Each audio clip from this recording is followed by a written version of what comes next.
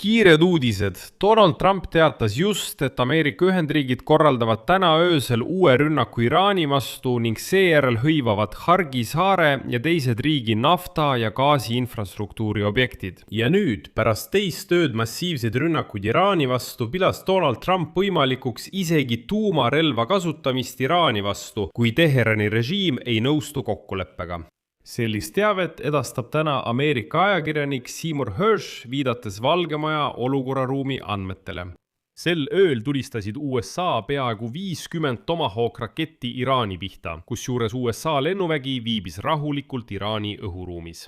USA sõjaväelased teatasid, et nad ründasid Iraani radarijaamu, side- ja õhutõrjesüsteeme üle kogu Iraani. Ja see ei ole muide liialdus, sest öösel Iraan tõesti põles. Vastuseks sulges Iraan taas Hormuzi väina ja tulistas rakette Ameerika objektide pihta piirkonnas.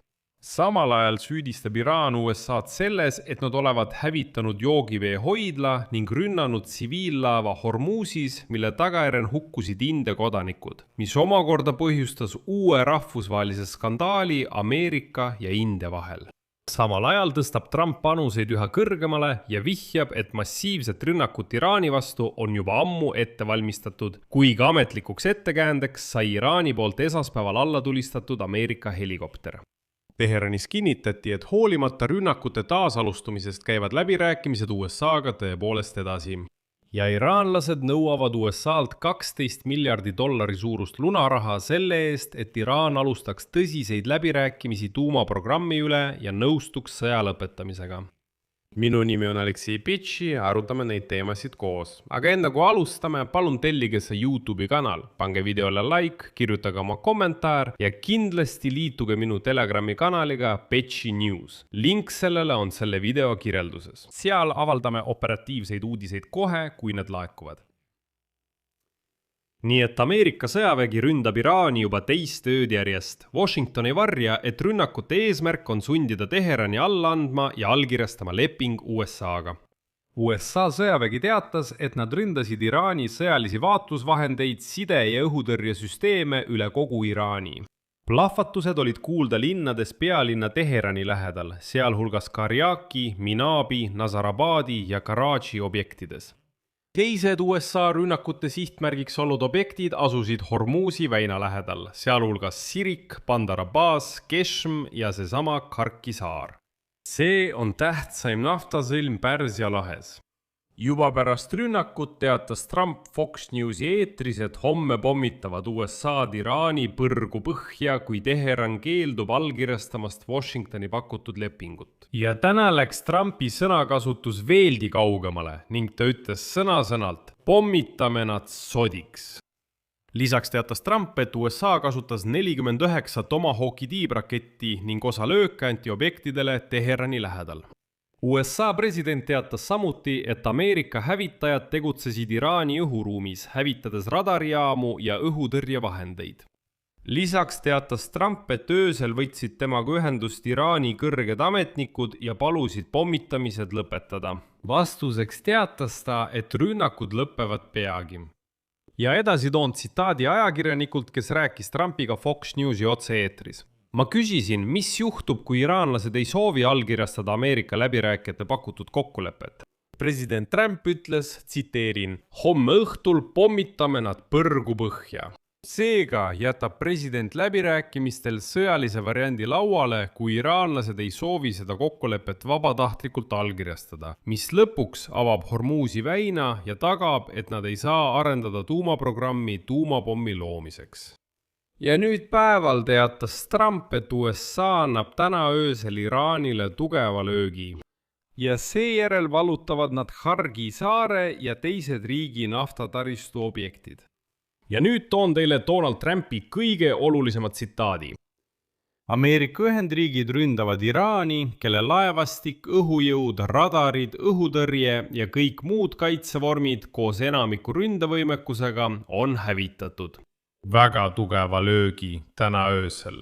Mingil hetkel lähitulevikus hõivame Hargi saare ja teised naftainfrastruktuuri punktid ning võtame täieliku kontrolli nende nafta- ja gaasiturgude üle. Umbes samamoodi nagu me Venezuelaga tegime, mis töötab suurepäraselt nii Venezuela kui ka Ameerika Ühendriikide jaoks. Veelgi enam, Ameerika ajakirjanik ja Pulitzeri preemia laureaat Seymour Hersh teatas, et tema allikate andmetel Valgest Majast küsis Trump oma alluvatelt, kui teostatav oleks tuumarelva kasutamine Iraani vastu.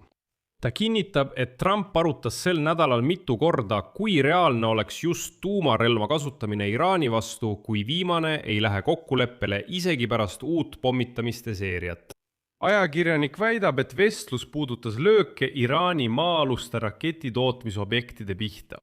Valge Maja juhil tekkis ka mõte hoiatada Iraani võime, et Washington kaalub äärmiselt tõsiselt tuumarelva kasutamise võimalust, et sundida Iraani järeleandmistele. Samal ajal vastas Iraan USA rünnakule öösel löökidega Ameerika baasidele. Iraani islamirevolutsiooniline kaardivägi teatas, et andis vastulööke 18 Ameerika objektile lennubaasides Kuveidis ja Bahreinis ning samuti USA mereväe 5 laevastikule Bahreinis. Hiljem teatas islamirevolutsiooniline kaardivägi, et teist ööd järjest ründas ta Al-Azraqi lennubaasi Jordaanias, tulistades selle pihta 12 ballistilist raketti.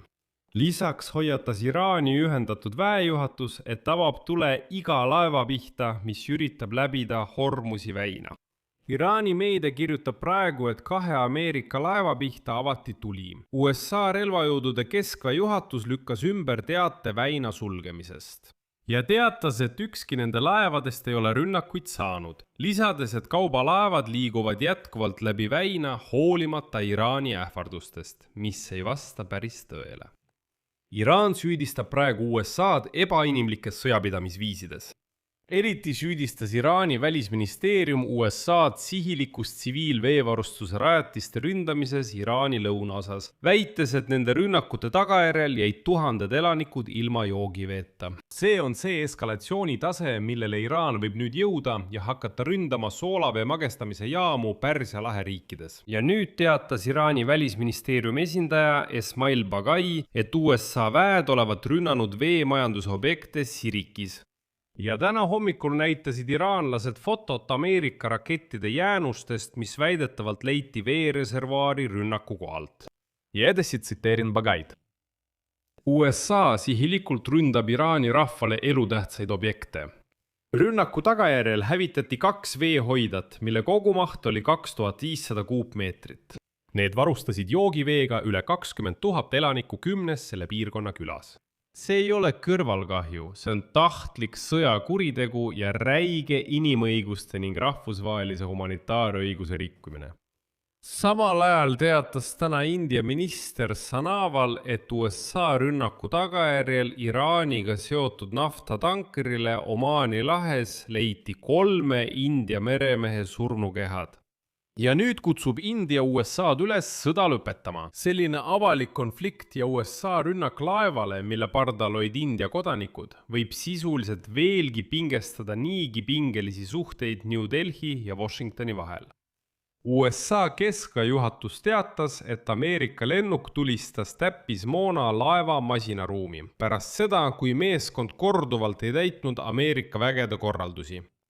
USA keskväejuhatuse teates öeldi, et laev Setebello peatati käimasoleva blokaadi raames, mis on suunatud laevade vastu, mis üritavad vedada Iraani naftat.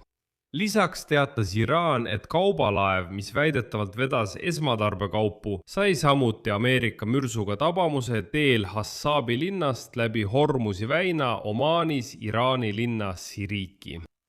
Hiljem avaldasid Iraani meediakanalid video, kus on näha, et laev on juba osaliselt vee all. Sellele vastuseks teatas Iraan, et nüüdsest on Hormuzi väin taas suletud.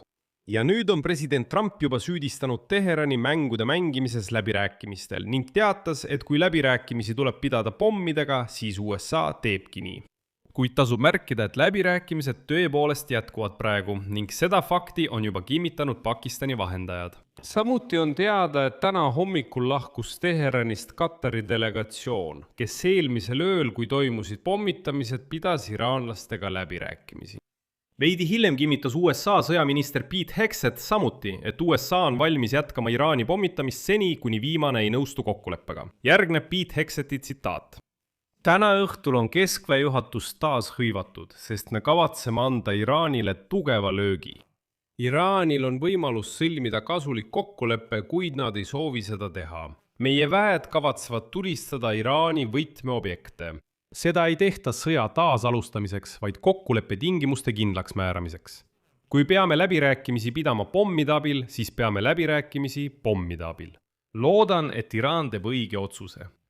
Valges majas anti mõista, et Trump on planeerinud ulatusliku, kuid lühiajalise sõjalise operatsiooni, mille eesmärk on sundida Iraani oma seisukohta läbirääkimistel muutma. Siin tasub märkida, et Trump, oodates Iraani vastust oma viimasele ettepanekule peaaegu 2 nädalat, pettus üha enam, millest ta ka ausalt teatas. Ja täna eraldi saates räägin ma ka sellest, kuidas Donald Trump jõudis otsuseni taas Iraani pommitada. Ilmunud on huvitavat siseinfot. Ja miks allikad kinnitavad, et leping oleks võinud olla allkirjastatud juba mai lõpus, kui Trump oleks viimasel hetkel soovinud teha uusi muudatusi vastastikuse mõistmise memorandumisse Iraaniga. Siin jätan praegu 3 punkti. Telli kanal, et järgmine saade vahele ei jääks. Pane like ja kirjuta kommentaaridesse oma arvamus ja järeldused. Sellega on kõik. Hoolitse enda eest, kõike head!